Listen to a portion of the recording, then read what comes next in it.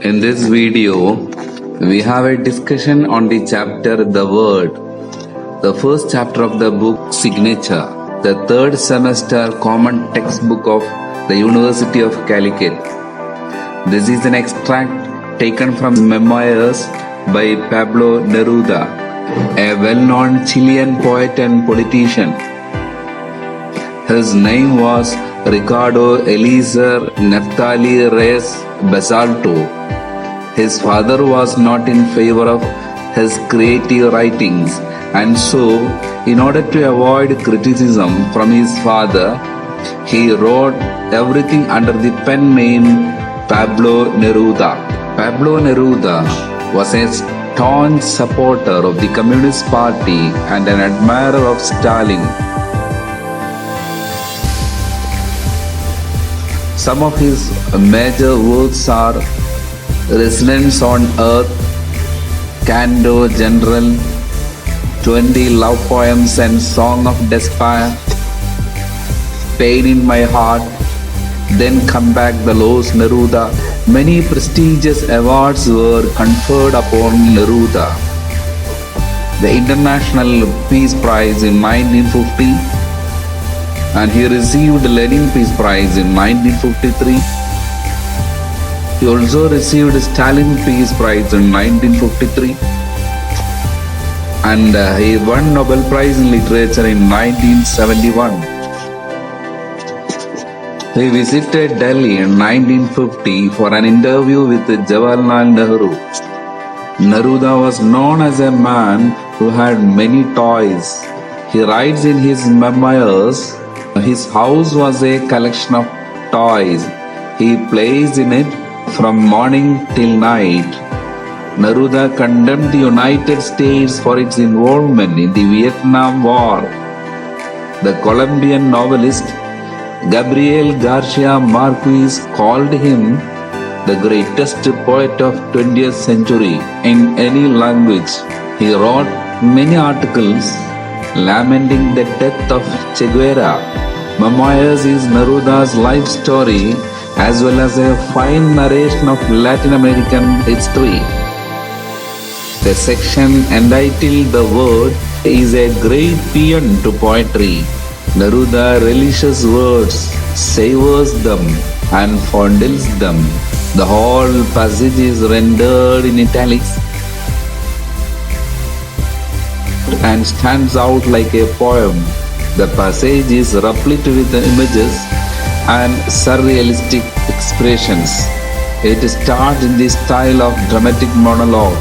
Let's go to the minute line that differentiate both memoir and autobiography.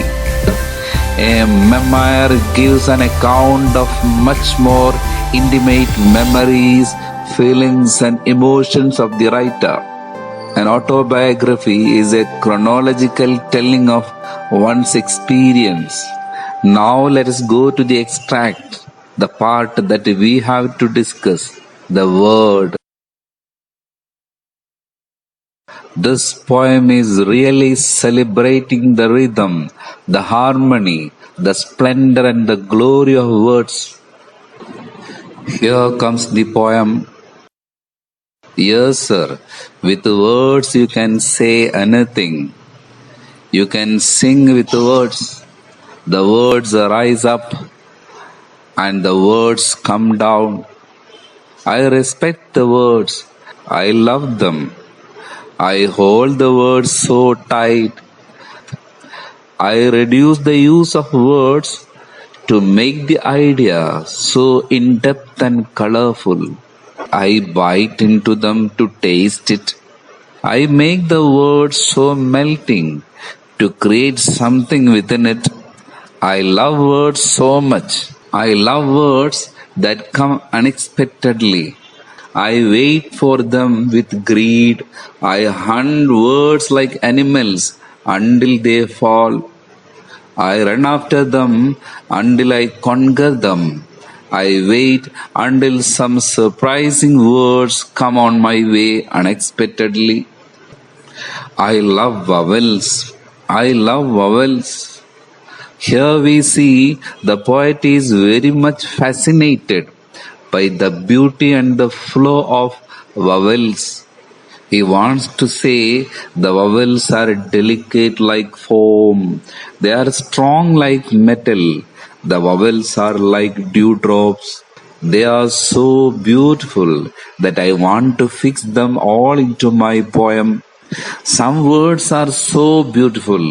Some words are so enchanting that I hunt them to catch so that I can use them in my poems. I catch them mid-flight as they buzz past. I trap the words while some words are flying around me. Then I clean and peel them. Then keep the words in front of my dish. The words have a crystalline textures to me, vibrant, ivory, vegetable, oily, like fruit, like algae, like agates. I feel the texture of words is crystalline. I feel the words are energetic. They are made of ivory.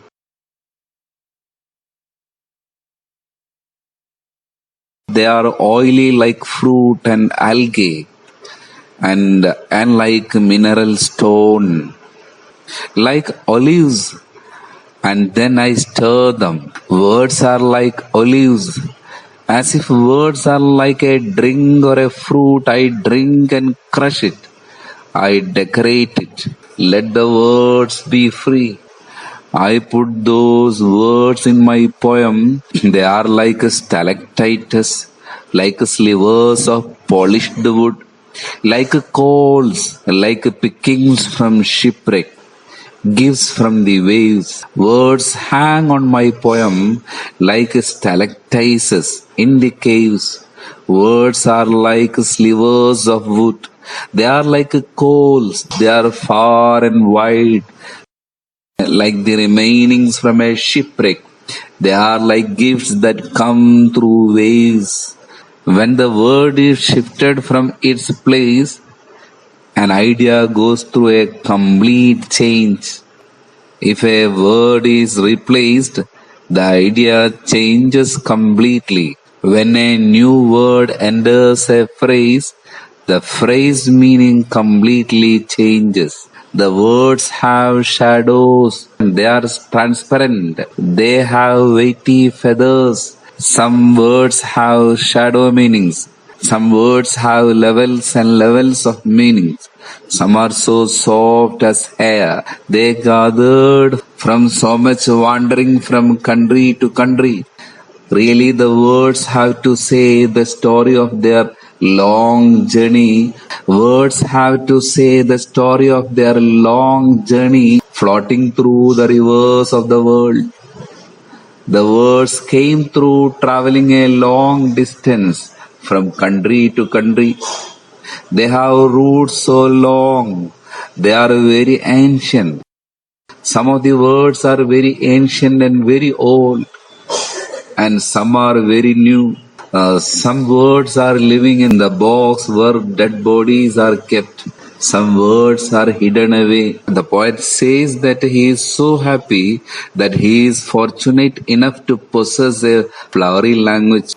We have inherited a fine and sweet language from the very strong conquerors, the conquistadors, the rough and uncivilized Americans. They came hunting for potatoes, sausages, beans, black tobacco, gold, corn, fried eggs, with a voracious appetite not found in the world since then. They swallowed up everything: religions, pyramids, tribes, idolatries, just like the ones they brought along in their huge sacks.